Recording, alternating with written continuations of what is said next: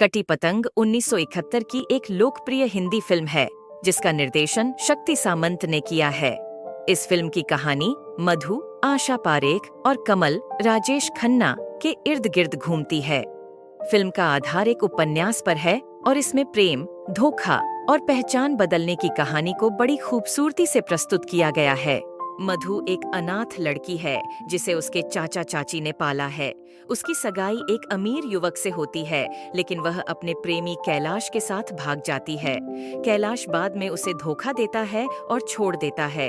हताश मधु अपने घर वापस जाती है, लेकिन चाचा चाची उसे अपनाने से इनकार कर देते हैं। मधु की मुलाकात उसकी सहेली पूनम से होती है, जो अपने पति से मिलने जा रही है। दुर्भाग्यवश पूनम की ट्रेन दुर्घटना में मौत हो जाती है। मरने से पहले पूनम मधु से वादा लेती है कि वह उसकी पहचान लेकर उसके ससुराल जाएगी और उसके बच्चे की देखभाल करेगी। मधु पूनम की पहचान लेकर उसके ससुराल जाती है और वहां उसे कमल मिलता है, जो पूनम का देवर है। कमल और मधु धीरे धीरे एक दूसरे के करीब आते हैं, लेकिन मधु की असली पहचान उजागर होने का खतरा बना रहता है, विशेषकर जब कैलाश उसकी जिंदगी में वापस आता है और उसे धमकाता है। जब कमल को मधु की सच्चाई का पता चलता है, तब कमल दुखी हो जाता है। हालांकि मधु के नेक इरादों और त्याग को देखकर कमल उसे माफ कर देता है। अंत में मधु और कमल एक हो जाते हैं और मधु को उसकी सच्ची पहचान और प्यार मिल जाता है। इस फिल्म का संगीत भी बहुत लोकप्रिय हुआ, खासकर किशोर कुमार द्वारा गाए गए गीत यह शाम मस्तानी और प्यार दीवाना होता है। एक फूल दो माली 1959 की एक हिंदी फिल्म है। इस फिल्म में संजय खान, साधना और बलराज साहनी मुख्य भूमिकाओं में हैं। कहानी की शुरुआत शांति, साधना और सोमू संजय खान से होती है, जो एक दूसरे से प्रेम करते हैं। सोमू एक शिक्षित और ईमानदार युवक है, जबकि शांति एक सीधी सादी गांव की लड़की है। वे दोनों शादी करने का निर्णय लेते हैं। शादी से पहले सोमू को एक इमरजेंसी काम के सिलसिले में विदेश जाना पड़ता है। जाने से पहले वे दोनों मंदिर में मिलते हैं। सोमू वादा करता है कि वह जल्द ही वापस आएगा और शादी करेगा। विदेश में सोमू एक दुर्घटना का शिकार हो जाता है और सबको उसकी मृत्यु की खबर मिलती है। शांति इस हादसे से टूट जाती है, लेकिन उसे जल्द ही पता चलता है कि वह सोमू के बच्चे की मां बनने वाली है। वह अपने बच्चे को जन्म देने का निर्णय लेती है। शांति के जीवन में एक नया मोड़ तब आता है जब कैलाश नाथ कौशल बलराज साहनी से मिलती है। कैलाश एक नेकदिल आदमी है जो शांति और उसके बच्चे के प्रति सहानुभूति रखता है। वह शांति से शादी करने का प्रस्ताव रखता है। शांति अपने बच्चे के भविष्य की सोचते हुए कैलाश का प्रस्ताव स्वीकार कर लेती है। कैलाश और शांति एक साथ जीवन बिताने लगते हैं और कैलाश शांति के बेटे को अपने बेटे की तरह पालता है। सब कुछ ठीक चल रहा होता है कि अचानक सोमू वापस लौट आता है। वह जिंदा है और दुर्घटना से बच गया था, लेकिन वह अपनी याददाश्त खो बैठा था। सोमू जब शांति और कैलाश के जीवन में लौटता है तो स्थिति जटिल हो जाती है। शांति अब दो लोगों के बीच फंसी होती है। एक तरफ सोमू, उसका पहला प्यार और उसके बेटे का असली पिता, और दूसरी तरफ कैलाश, जिसने उसे और उसके बेटे को समाज में सम्मान और सुरक्षा दी है। अंत में कैलाश की मृत्यु हो जाती है। मरने से पहले कैलाश सोमू से कहता है कि वह शांति और अपने बेटे के साथ नई जिंदगी शुरू कर सकता है, क्योंकि वह जानता है कि सोमू और शांति का प्रेम सच्चा है। इस तरह एक फूल दो माली फिल्म एक भावनात्मक और संवेदनशील मोड़ पर समाप्त होता है। तुझे सूरज कहूँ या चंदा, ये पर्दा हटा दो, ओ नन्हे से फरिश्ते और सैयां ले गई जिया जैसे गानों ने फिल्म की कहानी में चार चांद लगा दिए हैं। सफर 1970 की एक हिंदी रोमांटिक ड्रामा फिल्म है। इसमें राजेश खन्ना, शर्मिला टैगोर और फिरोज खान प्रमुख भूमिकाओं में हैं। फिल्म की कहानी एक डॉक्टर नीला, शर्मिला टैगोर और एक चित्रकार अविनाश राजेश खन्ना के इर्द गिर्द घूमती है। डॉक्टर नीला एक कर्तव्यनिष्ठ और समर्पित डॉक्टर है जो अपने मरीजों की देखभाल में पूरी तरह से लगी रहती है। एक दिन वो अविनाश से मिलती है, जो एक प्रतिभाशाली लेकिन गंभीर बीमार चित्रकार है। दोनों के बीच दोस्ती गहरी हो जाती है और धीरे धीरे ये दोस्ती प्रेम में बदल जाती है। अविनाश एक हंसमुख और जीवन से भरा हुआ व्यक्ति है, लेकिन वो अपने जीवन में एक गहरे रहस्य को छुपा रहा है। उसे एक गंभीर बीमारी है और वो जानता है कि उसके पास जीने के लिए ज्यादा समय नहीं बचा है। इसलिए वो अपने प्यार का इजहार नीला से नहीं करता, क्योंकि वो नहीं चाहता कि नीला उसकी बीमारी से दुखी हो। इस बीच शेखर फिरोज खान, जो नीला का कॉलेज का दोस्त है, उससे शादी करने का प्रस्ताव रखता है। नीला, जो अविनाश के स्वास्थ्य के बारे में चिंतित है और यह नहीं जानती कि अविनाश उससे प्रेम करता है, शेखर के प्रस्ताव को स्वीकार कर लेती है।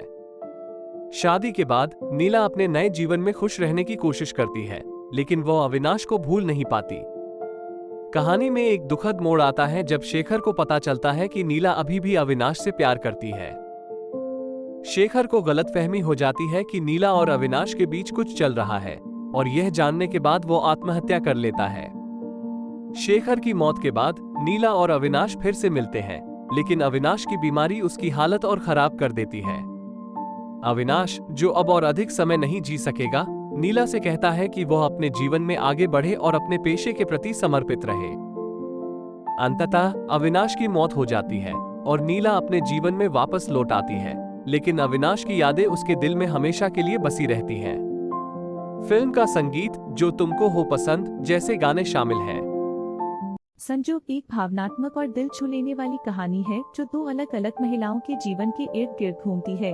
कहानी की शुरुआत यशोदा, जया प्रदा और श्याम जितेंद्र के प्रेम से होती है। दोनों एक दूसरे से बहुत प्यार करते हैं और शादी कर लेते हैं। उनके विवाह के बाद यशोदा गर्भवती होती है और वे एक खुशहाल जीवन व्यतीत कर रहे होते हैं। कहानी में एक और पात्र गिरधारी जितेंद्र, जो श्याम का हमशक्ल है, की एंट्री होती है। गिरधारी की मुलाकात अनिता, जया प्रदा से होती है और वे भी शादी कर लेते हैं। अनिता भी गर्भवती होती है। किस्मत के खेल से यशोदा और अनिता दोनों का एक ही अस्पताल में एक ही समय पर प्रसव होता है। अस्पताल की एक गलती से दोनों के बच्चों का अदला बदली हो जाती है। यशोदा का बेटा अनिता को और अनिता की बेटी यशोदा को मिल जाती है। अंततः दोनों परिवार इस सच्चाई को स्वीकार करते हैं और अपने बच्चों के साथ पुनः जुड़ते हैं। वे समझते हैं कि सच्चा प्यार और समर्पण ही हर समस्या का समाधान है। फिल्म का समापन भावनात्मक और सकारात्मक नोट पर होता है, जहां सभी पात्र अपने अपने बच्चों के साथ मिलकर एक खुशहाल जीवन की शुरुआत करते हैं। यह फिल्म प्रेम, बलिदान और परिवार के महत्व को दर्शाती है। तीन बहुरानियां एक लोकप्रिय भारतीय फिल्म है जिसमें पृथ्वीराज कपूर ने महत्वपूर्ण भूमिका निभाई थी। कहानी एक बड़े परिवार की है जिसमें तीन बहुओं की जिंदगी और उनके आपसी रिश्तों को दिखाया गया है। परिवार का मुखिया पृथ्वीराज कपूर अपने बेटों और बहुओं के साथ रहता है। तीनों बहुओं के स्वभाव और जीवन जीने के तरीके अलग अलग हैं, जिससे घर में विभिन्न समस्याएं उत्पन्न होती हैं। मुखिया का सबसे बड़ा बेटा मेहनती और ईमानदार है, जिसकी पत्नी प्रथम बहु सरल और समझदार है। दूसरा बेटा थोड़ा लापरवाह है और उसकी पत्नी दूसरी बहू थोड़ी स्वार्थी और चालाक है। सबसे छोटा बेटा जो अभी अभी शादी करता है, उसकी पत्नी तीसरी बहू चुलबुली और चंचल है। वे अपने परिवार की जिम्मेदारियों को निभाती हैं और एक दूसरे के साथ तालमेल बिठाने की कोशिश करती हैं। हर बहू अपने तरीके से परिवार को संभालने का प्रयास करती है, जिससे कभी कभी विवाद भी उत्पन्न होते हैं। लेकिन आखिरकार परिवार के सदस्यों की समझदारी और प्यार से सभी समस्याओं का समाधान हो जाता है और वे एक खुशहाल जीवन जीते हैं। तीन बहुरानियां उस दौर की एक महत्वपूर्ण फिल्म थी जो पारिवारिक मूल्यों और रिश्तों की अहमियत को दर्शाती है। पृथ्वीराज कपूर का अभिनय और फिल्म की कहानी ने इसे दर्शकों के बीच काफी लोकप्रिय बनाया। डॉन 1978 की एक मशहूर हिंदी फिल्म है जिसका निर्देशन चंद्रा बारोट ने किया है और इसमें अमिताभ बच्चन ने डबल रोल निभाया है। फिल्म की कहानी अपराध, धोखा और पहचान की अदला बदली के इर्द गिर्द घूमती है। यहाँ इस फिल्म की कहानी का संक्षिप्त वर्णन है। कहानी का मुख्य पात्र डॉन यानी कि अमिताभ बच्चन एक खतरनाक और चालाक अंडरवर्ल्ड डॉन है जिसे पुलिस कई देशों में ढूंढ रही है। डॉन का आतंक इतना है कि पुलिस अधिकारी डीसीपी डी सिल्वा उसकी गिरफ्तारी के लिए हर संभव प्रयास कर रहे हैं। डॉन के गिरोह में नारंगी देवी और अनवर भी शामिल हैं। एक दिन पुलिस डॉन को पकड़ने में कामयाब हो जाती है, लेकिन डॉन गंभीर रूप से घायल हो जाता है और उसकी मौत हो जाती है। डीसीपी डी सिल्वा डॉन की मौत को गुप्त रखता है और एक योजना बनाता है। वह विजय, जो डॉन का हमशक्ल है, को खोज निकालता है और उसे डॉन बनाकर अंडरकवर भेजता है ताकि वह डॉन के गिरोह को पकड़ सके। विजय, जो एक ईमानदार और सीधा साधा आदमी है, पहले तो इस योजना से घबराता है, लेकिन फिर अपने मारे गए दोस्तों और परिवार का बदला लेने के लिए तैयार हो जाता है। विजय को डॉन के गिरोह में जगह पाने के लिए डॉन जैसा व्यवहार करना पड़ता है। उसकी मुलाकात रोमा जीनत अमान से होती है, जो अपने भाई रमेश की मौत का बदला लेना चाहती है। रमेश को डॉन ने मार दिया था और रोमा इस बात से अनजान है कि विजय असली डॉन नहीं है। विजय अपनी नई पहचान के साथ गिरोह में घुल मिल जाता है और धीरे धीरे डीसीपी डी सिल्वा की मदद से गिरोह के अंदरूनी रहस्यों को उजागर करने में सफल होता है। हालांकि चीजें तब जटिल हो जाती हैं जब डीसीपी डी सिल्वा एक दुर्घटना में मारा जाता है और विजय की असली पहचान का राज उसके साथ चला जाता है। अब विजय को अपनी बेगुनाही साबित करनी है और साथ ही डॉन के गिरोह को भी समाप्त करना है।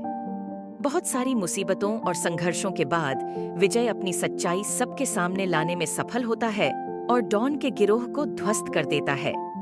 रोमा भी विजय की सच्चाई जानकर उसका साथ देती है। अंत में विजय और रोमा मिलकर एक नया जीवन शुरू करते हैं और कानून व्यवस्था की जीत होती है। डॉन एक रोचक और मनोरंजक फिल्म है जिसमें अमिताभ बच्चन की अदाकारी, दिलचस्प कहानी और शानदार संगीत ने इसे एक क्लासिक बना दिया है। स्वर्ग 1990 की एक लोकप्रिय हिंदी फिल्म है। इस फिल्म में मुख्य भूमिकाओं में गोविंदा, राजेश खन्ना और जूही चावला हैं।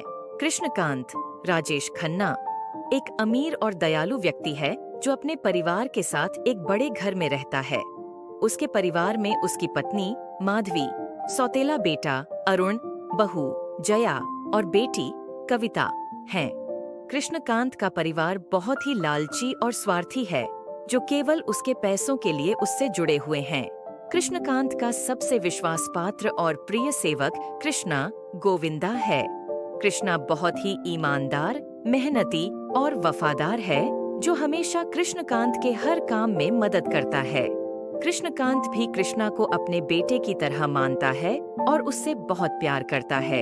एक दिन कृष्णकांत के व्यवसाय में भारी नुकसान होता है और उसे आर्थिक समस्याओं का सामना करना पड़ता है।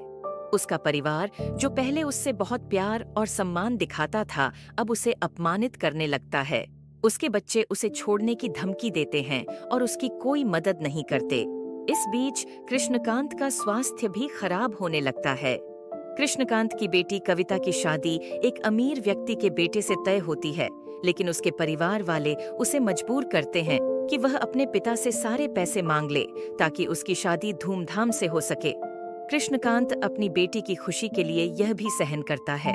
कृष्णा, जो इस सारी स्थिति को देख रहा होता है, अपने मालिक को इस कठिन समय में भी नहीं छोड़ता और उसकी मदद करने की पूरी कोशिश करता है।